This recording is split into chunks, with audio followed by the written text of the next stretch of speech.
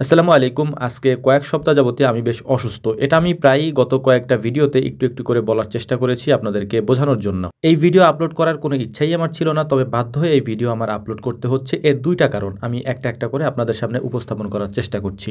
এর পাশাপাশি আমি কেন অসুস্থ বা আমার কি হয়েছে এটা জানার জন্য আপনারা অনেকে আমাকে মেসেজ করেন বা আমাদের যে অর্ডারের নাম্বারগুলি রয়েছে সেখানে ফোন দিয়ে জানতে চান। ইনশাআল্লাহ আমি সেগুলো আজকে বলে দেব যে কেন আমার এই সমস্যা বা কি অসুস্থতা আমার। প্রথমেই বলে নিচ্ছি কেন এই ভিডিওটা আপলোড করছি। মূলত আমি আমার সাথে কথা বলার জন্য রাত ৯টা থেকে ১০টা আমাদের যে ফেসবুক পেজ রয়েছে বিসমিল্লাহ এগ্রো, এখানের মেসেঞ্জারে ১ ঘন্টা কল রিসিভ করে আপনাদের সাথে কথা বলি এবং আপনাদের খামার রিলেটেড যত সমস্যা আছে সেগুলি সমাধান দেওয়ার চেষ্টা করি। যেহেতু গত কয়েক সপ্তাহ যাবতীয় আমার এই অসুস্থতা, এ কারণেই হচ্ছে আমি ওই কল ঠিকমতো ধরতে পারছি না এবং কথাও বলতে পারতেছি না। এটা নিয়ে আপনাদের অনেক অভিযোগ রয়েছে আমার প্রতি যে ভাই কেন আপনি কল রিসিভ করেন না বা আমাদের সমস্যাগুলি সমাধান দেন না। দ্বিতীয় যে বিষয়টি রয়েছে সেটা হচ্ছে যে আমাদের খামারে প্রতি শুক্রবারে ভিজিটিং ডেট থাকে, অর্থাৎ যে কেউ আমাদের খামারে শুক্রবারে এসে ভিজিট করতে পারে বা আমাদের সাথে সরাসরি এসে বসে কথা বলতে পারে। কিন্তু এখন সমস্যা হচ্ছে গত ২ বছর যাবৎ ঢাকার নিউরোসায়েন্সের যে ডাক্তারের কাছে আমি চিকিৎসা নিচ্ছি, এই ডাক্তার আমাদের এখানে আসে শুক্রবারে। তাই স্বভাবতই শুক্রবারে আমার খামারে থাকা হয় না, ডাক্তারের কাছে যেতে হয়। কিন্তু আমাদের খামারে যারা ভিজিট করতে আসেন তারা আমাকে সে না পেলে তাদের মন খারাপ হয়, তারা উল্টাপাল্টা কথাও বলেন।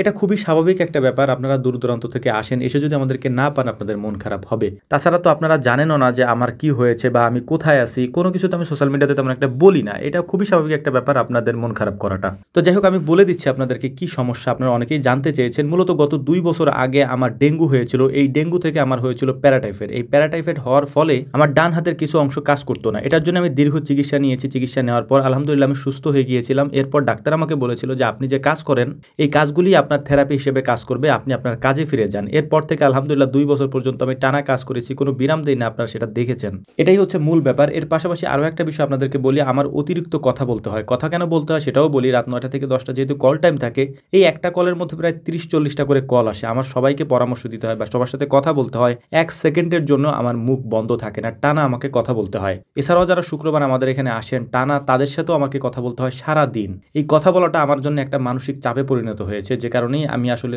দ্রুত সুস্থ হয়ে উঠতে পারতেছি না। তো গত কয়েক সপ্তাহ যাবৎ আমাদের এই সমস্যাটা আবারও পুনরায় দেখা দেয়। এর ফলে আমার ডাক্তারের কাছে পুনরায় যেতে হয় এবং পরামর্শ নিতে হয়, থেরাপি নিতে হচ্ছে। ভাই দিন শেষে আমি তো একজন মানুষ, আমার সুস্থ থাকাটাও তো জরুরি। আমার পরিবার আছে, আমার ফ্যামিলি আছে, তারপর আমার নিজের জীবনের একটা নিরাপত্তার দরকার আছে। ভাই আমাকে একটু সময় দেন, ইনশাআল্লাহ আমি সুস্থ থাকলে আপনাদের জন্য যতটুকু করা দরকার, অর্থাৎ খামার রিলেটেড এই সেক্টরে যতটুকু করা দরকার আমি সর্বোচ্চটা দিয়ে চেষ্টা করব করার জন্য ইনশাআল্লাহ। আমার এই অসুস্থতা গত ২ বছর যাবত আমাকে অনেক কিছু শিখিয়েছে ভাই। আমরা যখন ভালো থাকি তখন এটা বুঝতে পারি না, যখন অসুস্থ হই তখনই আল্লাহ তাআলার কথা মনে পড়ে, তখনই মনে পড়ে যে সুস্থ থাকাটা আমাদের জন্য কতটা জরুরি। একটা অপ্রিয় সত্য কথা আপনাদেরকে বলি, যদিও শুনতে খারাপ লাগবে, তার জন্য আমি আগেই আন্তরিকভাবে দুঃখ প্রকাশ করে নিচ্ছি। সেটা হচ্ছে, দেখেন আমি যদি আজকে থেকে নিয়ে ১ সপ্তাহ পর্যন্ত ভিডিও আপলোড করা বন্ধ করে দেই, সোশ্যাল মিডিয়ার সমস্ত অ্যাক্টিভিটি বন্ধ করে দেই, বা আমি অসুস্থ থাকি আপনি জানতেও যদি না পারেন, তাহলে দেখবেন যে ভাই ২-৪ দিন পর আপনি আমাকে ভুলে গেছেন। এটা সবার ক্ষেত্রেই প্রযোজ্য। আপনার অসুস্থতা বা আপনার মরে যাওয়া বেঁচে থাকাতে কারো কিছু তেমন একটা যায় আসেন। আপনি যেদিন মারা যাবেন দেখবেন যে ওই দিনও আপনার বাড়িতে কত মানুষ কত কাজ করছে, সবাই ব্যস্ত থাকবে। এটাই জীবন ভাই। অতএব নিজের জন্য আসলে বাঁচা দরকার, নিজের জন্য কিছু করা দরকার, নিজের জন্য হলেও নিজেকে ভালো রাখা দরকার। তো যাই হোক, অনেক কথা বলেছি, ক্ষমা সুন্দর দৃষ্টিতে দেখবেন আর আমার জন্য দোয়া করবেন যেন আল্লাহ তাআলা খুব শীঘ্রই আমাকে সুস্থতা দান করেন। আসসালামু আলাইকুম ওয়া রাহমাতুল্লাহ।